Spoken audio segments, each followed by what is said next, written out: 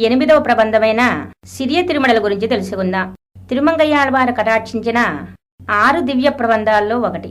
నమ్మాళ్వారు కటాక్షించిన 4 దివ్య ప్రబంధాలు 4 వేదాలైతే తిరుమంగయ్యాళ్వారు చేసిన దివ్య ప్రబంధాలు 6 అంగాలు.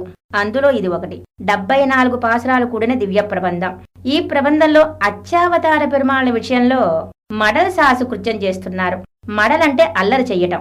అట్లా అల్లరి చెయ్యవచ్చా స్వామిని అంటే భక్తి పరిపక్వ అవస్థ వచ్చి స్వామి సేవ అనుగ్రహించకపోతే కలిగే పరిణామం ఇది. ఇది కూడా భక్తిలో పరాకాష్ట అవస్థ. ఈ ప్రబంధంలో ఉన్న సారాంశం ఇది. కారార్ తిరుమేని కానుమళவும் పోయ్ సీరార్ తిరువేంగడమే తిరుక్కోవలూరే. త్రివేంగడముడయ్యాన్ కొండపై ఉండి అటు నిత్య విభూతికి ఇటు నిత్య విభూతికి మధ్యగా ఉండి ఉభయ విభూతుల మధ్యన నిత్య విభూతి లీలా విభూతి. దీనివల్ల మనకేం తెలుస్తుంది? ఉభయ విభూతి నాయకుడు అనిపించుకుంటున్నాడు. కానీ మన పరకాల నాయకి స్వామి నీవు సేవ సాయించకపోతే నీ కొండ మీద 4 వీధుల కూడలిలో నిలబడి ఈ స్వామి ఉభయ విభూతి నాయకుడు కాడు అని అల్లరి చేస్తా అని త్రివేంకటముడయ్యాన్ని బెదిరిస్తోంది. తిరుక్కోవలూరులో మొదలాళ్వారిని త్రివిక్రమ నాయనారు కటాక్షించారు. ఓ త్రివిక్రమ నాయనారే, మీరు నాకు దర్శనం ఇవ్వకపోతే నేను తిరుక్కోవలూరు వచ్చి 4 వీధుల మధ్యన నిలబడి త్రివిక్రమ నాయనార్ మొదలాళ్వారిని కటాక్షించలా. కటాక్షిస్తే నన్ను కటాక్షించను కదా, కటాక్ష గుణం లేదని అల్లరి చేస్తా.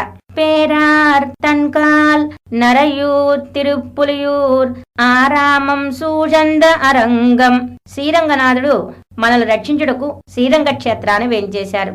బ్రహ్మరుద్రేంద్రాది మొదలగు దేవతను రక్షించుటకు పార్కడల్లో వేంచేసినట్లుగా ఉభయ కావేరి మధ్య వేంచేసిన రంగనాథ, నీవు సేవ సాయించకపోతే శ్రీరంగంలో ఉండి సర్వరక్షకుడవు అనే బిరుదున్నది కాని నీకు రక్షకత్వం ఉంటే నేనెందుకు ఇలా చిక్కి శల్యమవుతా అని అల్లరి చేస్తా. ఓ స్వామి, నీవు సేవ సాయించి రక్షించకపోతే ప్రతి దివ్యదేశం వెళ్లి ఆ దివ్యదేశంలో ఉన్న నీకున్న గుణాలు లేవని ఆశ్రయించవద్దని నా శరీరాన్ని చూపించి ఆయన్ని ఆశ్రయించి నేను మోసపోయా, మీరు మోసపోవద్దు అని అల్లరి చేస్తా. భగవంతుని పొందుటకు ఇదొక ప్రక్రియగా అవలంబించారు మన పరకాల నాయకి.